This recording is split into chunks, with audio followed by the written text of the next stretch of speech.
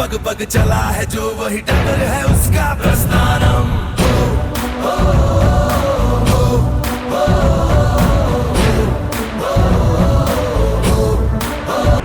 नमस्कार, मैं हूं रक्षा उमर और आप देख रहे हैं एक्सप्रेस न्यूज। एक्सप्रेस न्यूज आज आपके लिए खास कार्यक्रम लेके आया है जिसका नाम है चुनाव पे चर्चा। जैसा कि हमें और आपको पता है कि नगर पालिका अध्यक्ष पद के चुनाव नजदीक आ गए हैं। इसी कड़ी में आज हमारे बीच तो चलिए हम जानते हैं कि इस चुनाव के लिए एक युवा की क्या सोच है और क्या रणनीति है चुनाव को लेकर। तो चलिए सबसे पहले हम सर से आपका परिचय कराते हैं, उसके बाद जानते हैं पूरा हाल। सर, आप अपना परिचय दें। जी, मेरा नाम सतीश मिश्रा है और मैं एक राजनीतिक परिवार से हूँ। मेरे पिताजी श्री कृपा शंकर मिश्रा पूर्व में जिला पंचायत के सदस्य रहे, मेरी माताजी भी जिला पंचायत की सदस्य रही, पिताजी डिस्ट्रिक्ट बार के अध्यक्ष रहे, कमिश्नरी बार के अध्यक्ष रहे। मेरा एक पूरा राजनीतिक परिवार है। मेरे भाई छात्र संघ के उपाध्यक्ष थे, समाजवादी पार्टी के पूर्व जिला अध्यक्ष रहे छात्र सभा के। तो आज 10-12 साल की राजनीतिक कैरियर में मैंने एक चीज़ देखा, तमाम लोग मिर्जापुर से चुनाव लड़ने आते हैं, लेकिन वो चुनाव लड़ने के बाद उनके लिए दिल में मिर्जापुर की कोई जगह नहीं होती। आप देखेंगे लोकसभा का जो चुनाव यहाँ होता है सांसद का, पिछले 33 वर्ष से 12 व्यक्ति यहाँ से चुनाव जीतते आ रहे हैं, तो कोई दर्द नहीं है उनको मिर्जापुर के लिए। मैं तमाम अपने देश का कोने कोने तक गया, विदेशों में गया, तो जो देखा कि हमारी मिर्जापुर की जनता जो है वो मूलभूत समस्या के लिए आज भी परेशान है।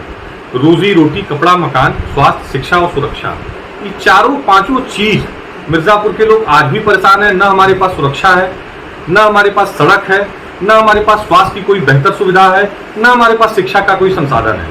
तो राजनीति में जो आने का मेरा मकसद था, मैं बीटेक इंजीनियरिंग किया हुआ लड़का था, अगर मैं चाहता तो मैं भी अच्छा खासा, मेरी नौकरी लगी थी, मैं उस नौकरी के माध्यम से अपना परिवार अच्छे खासे चला सकता था। लेकिन एक दिल में तड़प थी, एक ललक थी कि अपने लोगों के लिए कुछ कर सकूं, कि मिर्जापुर के लिए कुछ कर सकूं, अपने परिवार का नाम रोशन कर सकूं।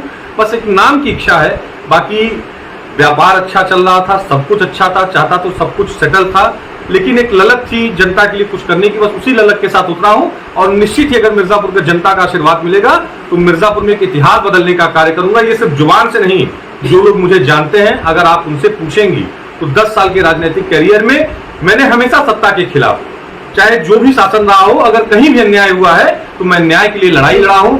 कचहरी में शासन प्रशासन हर किसी से मैं लड़ जाता हूं, ये सोचकर कि अगर अन्याय हुआ है तो उसके साथ न्याय होना चाहिए।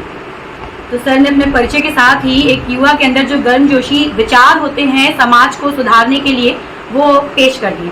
तो अभी हम जानते हैं कि जो सर की राजनीतिक शिक्षा है वो कब से और कहां से प्रारंभ हुई? ये देखिए, इसमें कोई संकोच नहीं है। सभी जानते हैं कि शुरुआती राजनीति मेरी कांग्रेस संगठन, छात्र संगठन से हुई। मैं NSY लखनऊ में मैं जब बीटेक की पढ़ाई पढ़ रहा था तो 2-3 साल बाद मुझे लगा कि कुछ छात्रों के साथ, क्योंकि बीटेक में जो छात्र बाहर से गए थे वहाँ पढ़ने के लिए, तो उनके साथ कुछ अन्याय हो रहा था। तो उस अन्याय के खिलाफ जो एक मेरी मुहिम चली, तो एक राजनीतिक संगठन NSY के लोगों से मेरी मुलाकात हुई। छात्र संगठन से मैं जुड़ा, NSY का मैं जिला अध्यक्ष रहा, फिर मैं प्रदेश अध्यक्ष हुआ NSY का, फिर मैं यूथ कांग्रेस में रहा। लेकिन पिछले 1 साल से मैं चुनाव के बाद ही मेरा मूड हो गया था, चुनाव के पहले ही, ये विधानसभा का 2022 का चुनाव था, मैंने अखिलेश जी को बहुत नजदीक से देखा। 2017 में हमारी पार्टी का गठबंधन था, तो मौका मिला अखिलेश जी से मंच साझा करने का। उसी मंच के दौरान, उसी साझा मंच के दौरान मेरी इच्छा हुई कि नहीं, ये व्यक्ति जो है, ये कहीं ना कहीं इस व्यक्ति की सोच जो है वो हम लोगों को, नौजवानों को ऊर्जा देती है। इनकी जो एक अखिलेश जी विदेशों से पढ़कर, विदेश से पढ़कर आए हुए बहुत शिक्षित, योग्य और जुझारू तेवर के वो नेता हैं। आज समाजवादी पार्टी में राष्ट्रीय अध्यक्ष हैं, पूर्व मुख्यमंत्री रहे हैं। तो उन्हीं को देखकर, उन्हीं को अपना आदर्श मानते हुए मैंने समाजवादी पार्टी ज्वाइन की और पिछले 1 साल से मैं समाजवादी पार्टी के जिले के स्तर के आंदोलनों, प्रदेश स्तर के हो, मैं हर मीटिंगों में, हर आंदोलनों में भाग लिया हूं और समाजवादी विचारधारा से जोड़कर मैं जनता की सेवा करना चाहता हूं। आदरणीय अखिलेश यादव जी को अपना नेता मानता हूँ। तो सर, मैंने सूत्रों के हवालों से जाना है हमने कि आप बहुत ही जुझारू कार्यकर्ता हुआ करते थे कांग्रेस पार्टी के लिए, आपने बहुत कुछ किया है कांग्रेस पार्टी के लिए। तो ऐसी क्या मूलभूत और एक क्या ऐसा क्या कारण हो सकता है जो आपने कांग्रेस को छोड़ के समाजवादी को चुना? देखिए, कांग्रेस को जब मैं राजनीति में आया तो मेरी उम्र मुश्किल से 18-19 साल थी, तो उतनी जानकारी नहीं थी। जो छात्र संगठन के लोग मिल गए उसी छात्र संगठन से जुड़ गया और जब जुड़ गया तो उसी में काम करते करते, तो जिस दिन मैं कांग्रेस छोड़ा था, वास्तविकता ये है कि 2-3 दिन मैं सो नहीं पाया था, क्योंकि जिस परिवार के साथ आप काम करते हैं। लेकिन कांग्रेस में मैंने एक कमी देखी कि वो चाहती नहीं है कि उनका संगठन सुधरे। और राहुल जी से, प्रियंका जी से मैंने कई बार अपने सुझाव दिए, लेकिन किसी सुझाव पे मेरे कार्य हुआ नहीं। लेकिन जब मैं अखिलेश जी से मिला और उनको मैंने एक दो चीजें अपना सुझाव दिया, एक नौजवान होने के नाते, एक युवा होने के नाते, युवाओं की क्या सोच है, उस सोच को आगे बढ़ाने के लिए मैंने अखिलेश जी से अपना निवेदन किया। लेकिन मैंने देखा कि अगली मीटिंग में अखिलेश जी ने उन बातों को रखा जनता के बीच। तो मुझे लगा कि जब मेरे जैसे नौजवान का सुझाव मानकर अखिलेश जी इतना जनता के बीच उस बातों को रख सकते हैं, तो मुझे लगा कि नहीं, ये आदमी ही है जिसको अपना नेता मानकर, नेता चुनकर काम किया जा सकता है। और यही वो ऐसा शख्स है जो जनता की मूलभूत समस्याओं को समझ रहे हैं, जमीनी स्तर पर कार्य कर रहे हैं। समाजवादी की विचारधारा है, आंदोलनों से निकली हुई ये पार्टी है। ये विचारों की माननीय लोहिया जी के, आदरणीय डॉक्टर लोहिया जी के, डॉक्टर जनेश्वर मिश्रा जी के विचारों से उभरी हुई पार्टी है। माननीय मुलायम सिंह यादव एक स्कूल के, छोटे से स्कूल के शिक्षक थे, एक बहुत ही गरीब परिवार से, बहुत छोटे से गांव से निकलकर वो संघर्षों के बलबूते पर इतनी बड़ी पार्टी खड़ा करना, उसका मुख्यमंत्री होना, और फिर पार्टी आज के डेट में उत्तर प्रदेश में कितनी मजबूत है, किसी से बताने की जरूरत नहीं। तो इन्हीं सब बातों को देखते हुए मैंने एक निर्णय लिया कि नहीं, अब आजीवन समाजवादी पार्टी के साथ संघर्ष करूंगा। और मैं आपके माध्यम से जो भी लोग मुझे देख रहे हैं, मैं उनको विश्वास दिलाता हूं कि समाजवादी पार्टी ही एक ऐसी पार्टी है जो आपकी समस्याओं को, मूलभूत समस्याएं, जो आपकी मूलभूत समस्या है, सड़क, शिक्षा और सुरक्षा, ये मूलभूत समस्या अगर कोई दूर कर सकता है तो समाजवादी पार्टी दूर कर सकती है, आदरणीय अखिलेश यादव जी दूर कर सकते हैं और समाजवादी विचारधारा दूर कर सकते हैं। तो आप हमारे दर्शकों को स्पष्ट कर रहे हैं कि आपको कांग्रेस पार्टी छोड़ने का कोई खास मुद्दा नहीं रहा है, और साथ में आपसे ये जानना चाहेंगे कि क्या आपको इस समाजवादी पार्टी से जुड़ना क्या सिर्फ टिकट का रुझान तो नहीं है, या आप सच में फिर से आप मेरे दर्शकों को बताएंगे कि नहीं, कांग्रेस पार्टी में ऐसी कोई खास कमियां नहीं थी, आपने समाजवादी में कुछ और अच्छाइयां देख के उसके प्रति आप जी देखिए, अगर कोई ये सोचता है कि मैं टिकट को लेकर इस पार्टी में आया तो मैं आपसे बता दूं कि आज के 3 महीने 4 महीने पहले बच्चा यहाँ मिर्जापुर का कहता था कि आज तक नगर पालिका परिषद की सीट जो है वो सामान्य ही रही है, तो इस बार निश्चित ये बैकवर्ड कोटे में जाएगी या फिर सुरक्षित हो जाएगी। तो इसकी तो कोई सवाल ही नहीं उठता है कि मैं 1 साल पहले से अखिलेश यादव जी से मिला था और तभी से मैंने समाजवादी पार्टी के कार्यक्रमों में आना जाना शुरू कर दिया था और मैं उनसे जुड़ गया था, उनकी सदस्यता ले लिया था। तो कहीं भी टिकट के लिए मैं नहीं आया। अगर समाजवादी पार्टी मुझे टिकट नहीं भी देती है तो भी मैं समाजवादी पार्टी में हूँ, जिसको भी टिकट मिलेगा मैं उसको अपने तन मन धन से, टिकट ना मिलने पे भी समाजवादी की जो सेवा है वो निरंतर करती है। जी बिल्कुल बिल्कुल, इसके लिए मैं आप सबको आश्वस्त करता हूँ कि समाजवादी पार्टी में अखिलेश यादव को अपना नेता मानता हूँ और अखिलेश जी के विचारों से मैं जुड़ा हूँ। ये नगर पालिका का चुनाव तो एक प्लेटफॉर्म है लोगों की जनमानस की सेवा करने के लिए, क्योंकि आप राजनीति में है तो निश्चित ही आपको एक प्लेटफॉर्म की जरूरत पड़ेगी लोगों की सेवा करने के लिए, वरना ऐसा कोई बात नहीं कि मैं नगर पालिका के टिकट के लिए आया। तो लगातार विधानसभा और ये एमएलसी के चुनाव में समाजवादी पार्टी जो लगातार शिकस्त खाती आ रही है, उसके बाद भी आपने समाजवादी पार्टी का दामन क्यों थामा? तो मैंने आपको बताया, स्पष्ट बताया कि समाजवादी पार्टी की विचारधारा को समझते हुए, अखिलेश जी की नीति और नीयत को देखते हुए, उनके जनता के प्रति रुझान को देखते हुए, जनता की समस्याओं को किस तरीके से सुनते हैं, किस तरीके से समझते हैं और किस तरीके से उस पर फिर कार्य करते हैं। आप 5 साल अखिलेश जी के कार्य को देखिए। भाजपा के लोग हैं, कुछ भी बोले कि वो जातिवादी है, वो परिवारवादी है। मैं आपसे पूछना चाहता हूँ कि डायल 100 की जो योजना चली, वो डायल 100 की योजना अगर कोई फोन लगाता है पुलिस विभाग को तो आपसे कभी जाति आपसे पूछते हैं, आपका धर्म पूछते हैं, वो आपकी समस्या पूछते हैं कि कहाँ आपकी समस्या है। जब आप एम्बुलेंस को फोन करते, जो अखिलेश जी की योजना थी, एम्बुलेंस की योजना थी, जब आप उसमें फोन करते हैं तो क्या आपसे कभी जात पूछा गया, आप किस परिवार के हैं, किस धर्म के हैं, किस जाति के हैं, पूछा गया? तो अखिलेश जी की जितनी योजनाएं थी वो जाति धर्म के आधार पर योजनाएं नहीं बनी, उन्होंने जनता की सेवा की थी। आज डायल 100 से कितनी, मतलब आप देखेंगे कि क्राइम जो होता है, जो क्राइम आज के 10 साल 15 साल अखिलेश जी की सरकार के पहले, जो 2012 की सरकार थी, उसके पहले जो क्राइम होता था वो फिर 2012 के बाद अखिलेश जी के आने के बाद क्राइम में कितनी गिरावट आई है, वो डायल 100 की वजह से आई है। स्वास्थ्य सुविधा जो है कि लोग जब गाँव में डिलीवरी का मामला होता था, कोई ऐसी बड़ी बीमारी होती थी, कुछ ऐसा एक्सीडेंट हो जाता था तो लोग वहीं तरफ से मर जाते थे, कोई उनको उठा के अस्पताल पहुंचाने वाला नहीं था। आज आपके पास एम्बुलेंस की ऐसी सुविधा कि अगर आप कहीं एक्सीडेंट देखते हैं और आप एम्बुलेंस को 102 नंबर पर फोन कर दें तो एम्बुलेंस 10 मिनट 15 मिनट में कहीं से भी आ जाती है। तो ये अखिलेश जी की आज कितनी जानें रोजाना बच रही हैं। रोजाना आप देखेंगे कहीं ना कहीं एक्सीडेंट हो रहा है और तुरंत एम्बुलेंस वहाँ पहुँच जाती है, सही समय पर अस्पताल पहुँच जाती है। तो किसकी देन है? ये अखिलेश जी की देन है, माननीय नेताजी की सोच है ये। तो इतना अच्छा कार्यभार संभालने के बाद और आपने जैसे जिस तरह से उत्तर दिया, हम इससे काफ़ी संतुष्ट हैं। लेकिन हमें ये बताएं कि इतना अच्छा कार्य करने के बाद जनता उन्हें पिछले विगत कई वर्षों से नकारती क्यों आ रही है?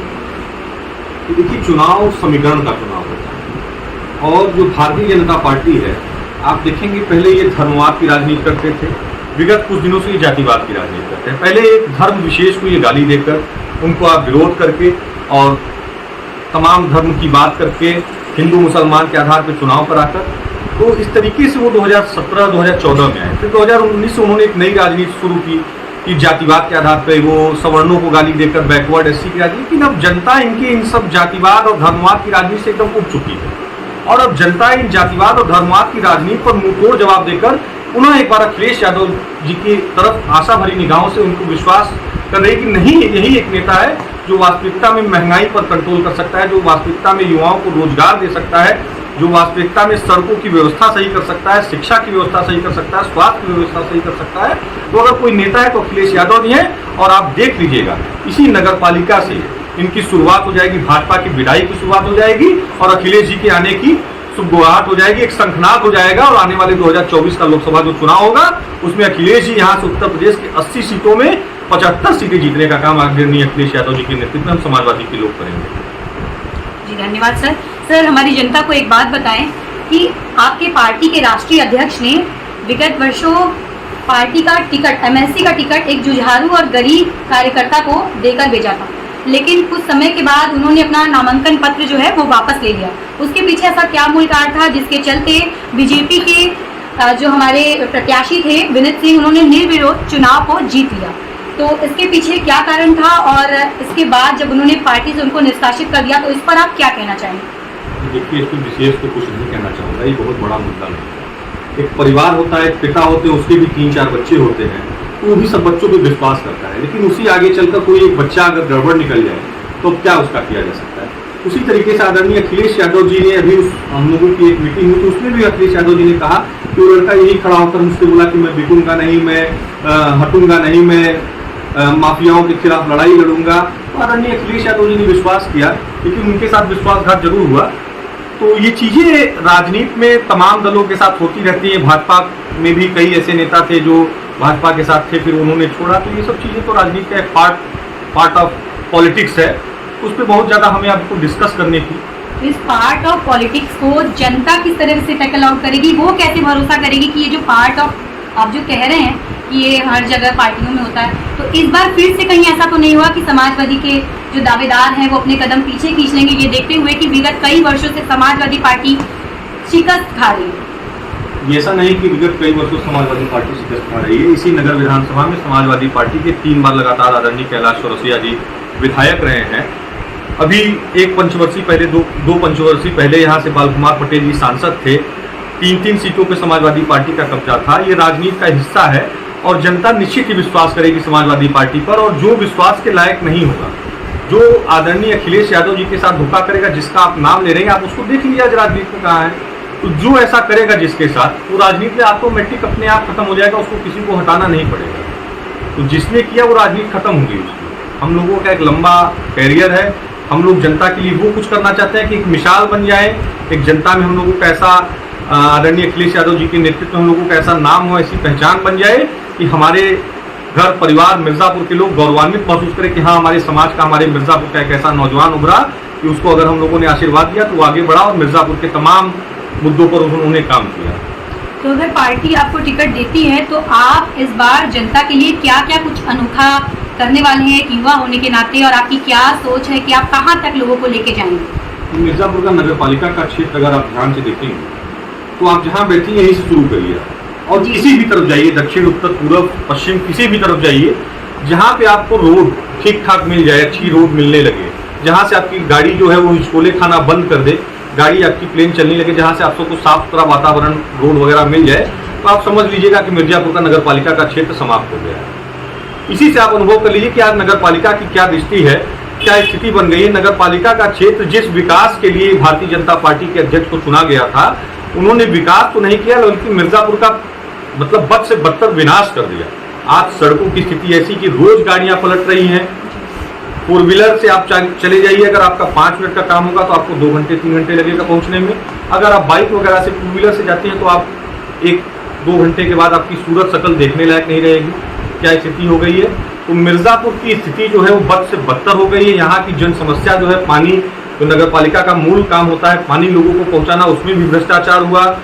जो हाउस टैक्स है उसमें भी भ्रष्टाचार हुआ, साफ सफाई के नाम पर भ्रष्टाचार हुआ।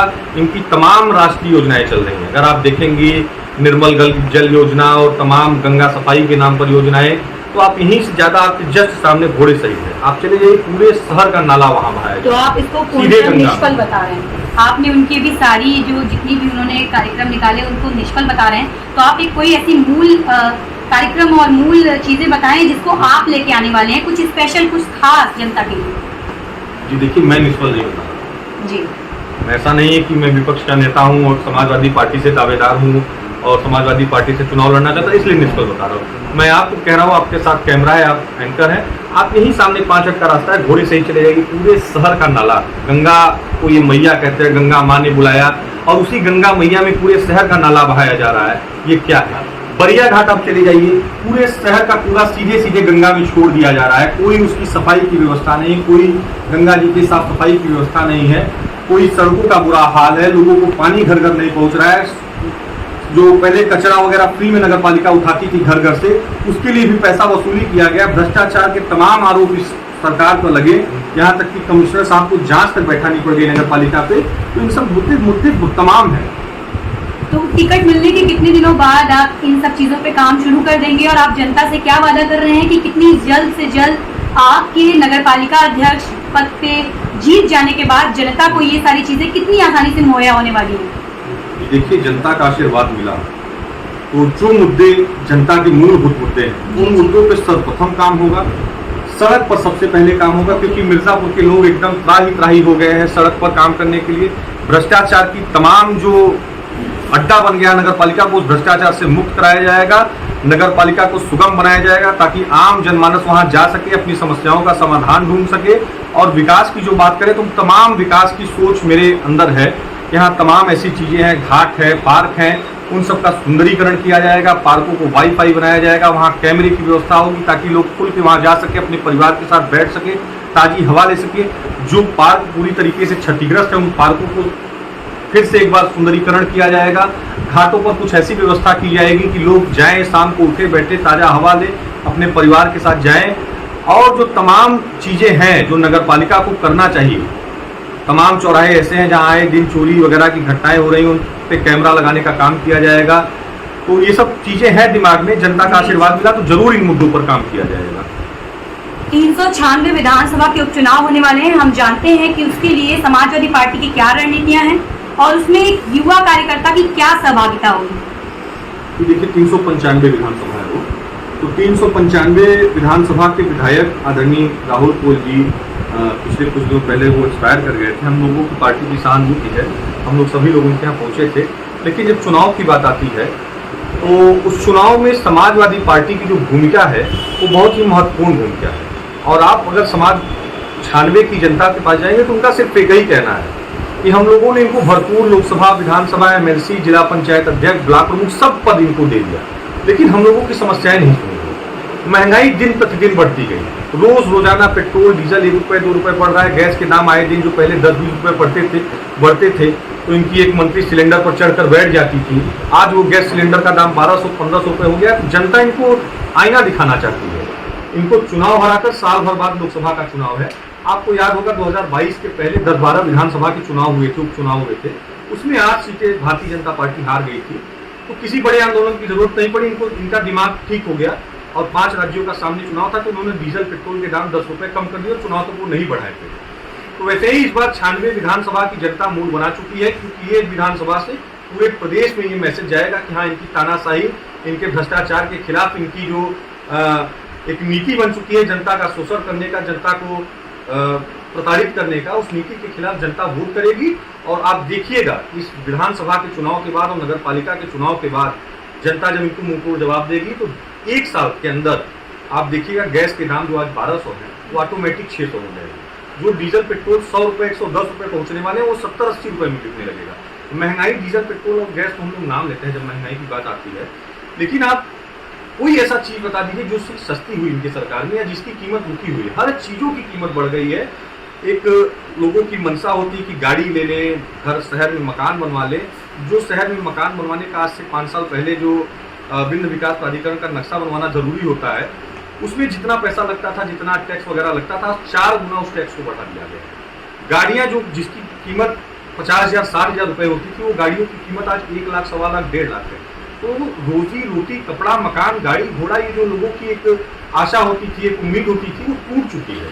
अब लोग गाड़ी घोड़ा सबका सपना देखना छोड़ दिए हैं। सरकार वो जान चुके हैं कि जब तक ये मोदी योगी की सरकार है, हम मकान नहीं बनवा पाएंगे, हम अच्छा खाना नहीं खा सकते, हम अच्छा पहन नहीं सकते, अच्छी गाड़ी से नहीं चल सकते। तो ये सब सपना टूट चुका है। इसी वजह से लोग समाजवादी पार्टी की तरफ उम्मीद भरी निगाहों से देख रहे हैं। धन्यवाद सर, अपना अमूल्य और कीमती समय देने के लिए। और साथ ही वो हमारी जनता को पता चल चुका है कि किस तरीके से आप बिजली, सड़क, पानी से लेके सुरक्षा सभी तमाम मुद्दों पे काम करने वाले हैं। आज के लिए बस इतना ही। बने रहे एक्सप्रेस न्यूज़ के साथ। आप हमें फॉलो कर सकते हैं यूट्यूब, इंस्टाग्राम और फेसबुक पे। धन्यवाद।